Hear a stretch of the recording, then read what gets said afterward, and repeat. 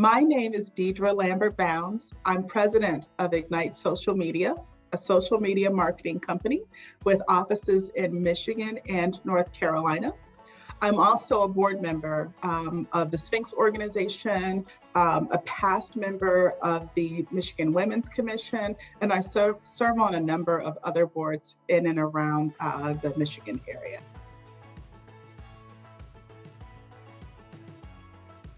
So visible, authentic leadership, to me, it's really a process.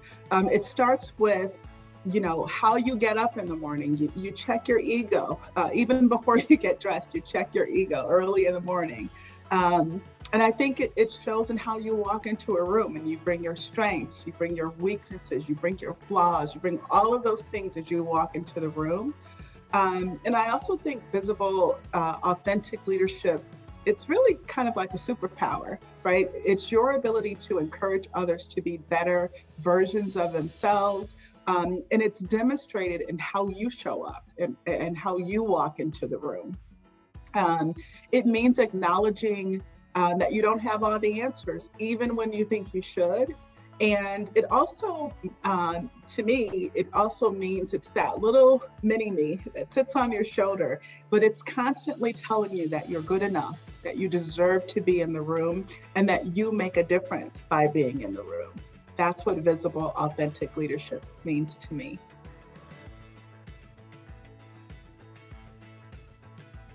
So the advice I would offer women who want to do what I do is, after you've checked your ego at the door, you really need to surround yourself with people who push you to be smarter and push you to be curious.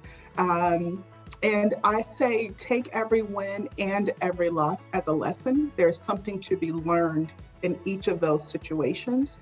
I would also say that it's important to say yes to things that scare you a little bit and say no to things that don't require you to stretch, that don't require you to get out of your comfort zone a little bit.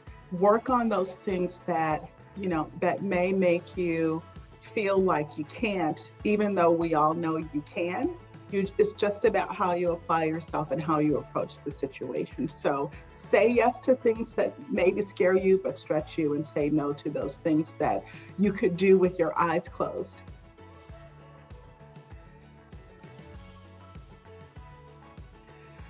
The number one thing I think that will help the future of women's economic recovery is pay equity.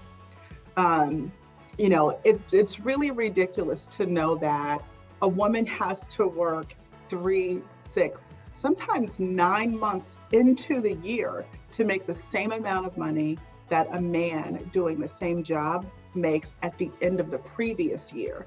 Now, if you think about that, it's when we think about women, many of whom are the heads of their households, they are raising children, and oftentimes they're single parents. The fact that they have to work so far into the year to make the same amount of money is really ridiculous, and it's disheartening. And I think the overall impact of women being able to make the same amount of money that their male counterparts do in the same amount of time could be a tremendous benefit to households and to families. And I think it would change the trajectory of families and the idea of working poor and the idea of homelessness and, living paycheck to paycheck. If only we could level that playing field, I think that would be a great start to making sure that women get their just due in terms of the fact that we work just as hard and we're just as smart as our male counterparts, but it also has a much, much larger impact on the family.